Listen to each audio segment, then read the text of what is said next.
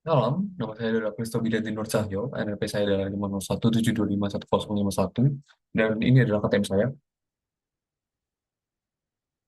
Oke, di sini saya akan menjelaskan mengenai Bowen series atau reaksi Bowen. Jadi apa sih reaksi Bowen itu? Reaksi Bowen itu adalah ketika eh, perubahan mineral dari mineral yang awalnya itu adalah mineral yang kaya dengan mungkin ultramafik atau kaya dengan unsur mafiknya, itu akan berubah menjadi felsic.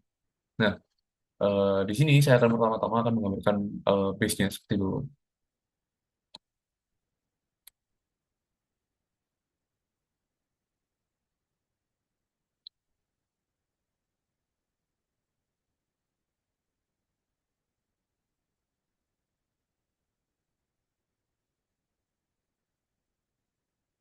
Oke, kita bisa katakan di sini adalah sebuah kotak ya. Jadi di sini adalah ini kita bisa tabel, ini kita bisa menggambarkan dari reaksinya nantinya, dan ini kita bisa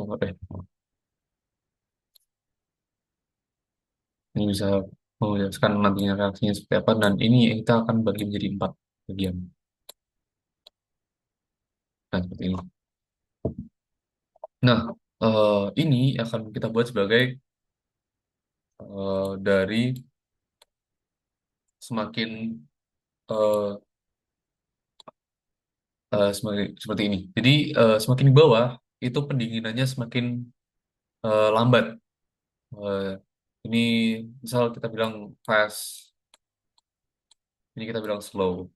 Jadi ini adalah pendinginan dan ini adalah gaun dari reaction seriesnya. Oh, sebelum itu kita akan menjelaskan dari mineralnya dulu. Ini adalah UM atau ultramafic.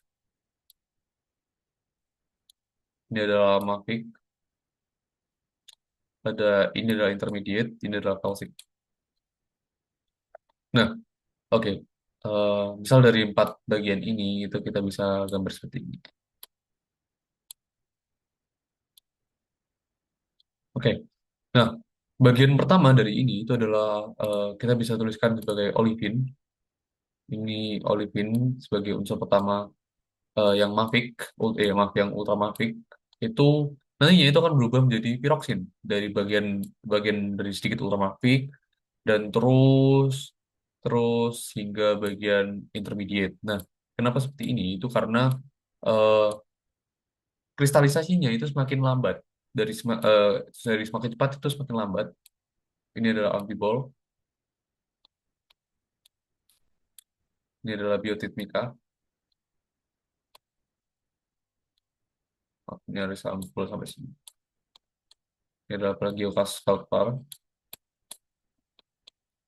Ini nantinya adalah Felspar, terus tiga, terus tiga, tiga.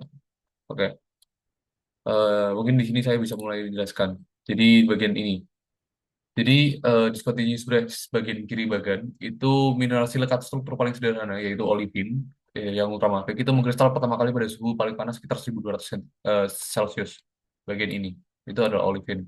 Nah, piroksin seiring magma dingin, ini ada piroksin, itu seiring magma dingin, olivin yang sudah terbentuk akan bereaksi kembali menjadi dalam sisa cairan magma akan menjadi eh, piroksen. Nah, dari piroksen ini karena suhu yang meningkat tapi pendinginannya juga semakin melambat, itu akan berubah menjadi amfibol.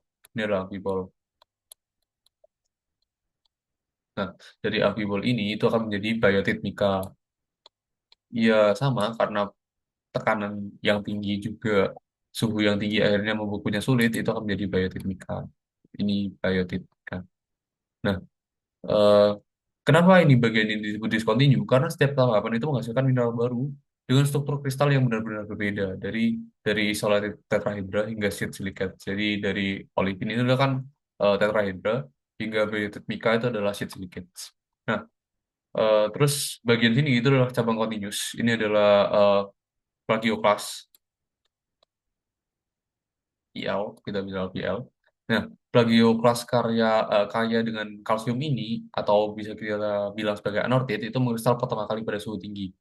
Lalu plagioklas kaya natrium atau albit itu membungkus secara mengkristal secara bertahap digantikan oleh ion natrium Na plus dari itu. Jadi awalnya itu adalah ion kalsium Ca2+ menjadi ion natrium Na plus, tanpa merusak kerangka kristal feldspar tersebut. Seperti itu. Nah, tahap airnya ini adalah segitiga di akhir ini. Itu apa? Jadi tiga segitiga akhir ini itu adalah potasium fluoride atau ortoklas, ada muskovit mika, dan adanya kwartsit atau SiO2, itu ada quartz. Nah, seperti itu. Jadi apa korelasinya? Jadi mineral suhu tinggi, olivin, piroxen, dan plagioklas Ca itu membentuk batuan kelompok normafik dan mafik, seperti peridotit dan basalt. Nah, mineral suhu menengah seperti amfibol dan biotit itu membentuk batuan intermediate seperti andesit. Lalu mineral suhu rendah, kvarsa dan kalsium feldspar itu membentuk batuan kelompok felsik, asam seperti granit dan rhyolite. Oke, terima kasih telah mendengarkan. Terima kasih telah menyempatkan di waktu. Nama saya Prisca Widanti, saya pamit undur diri. Terima kasih.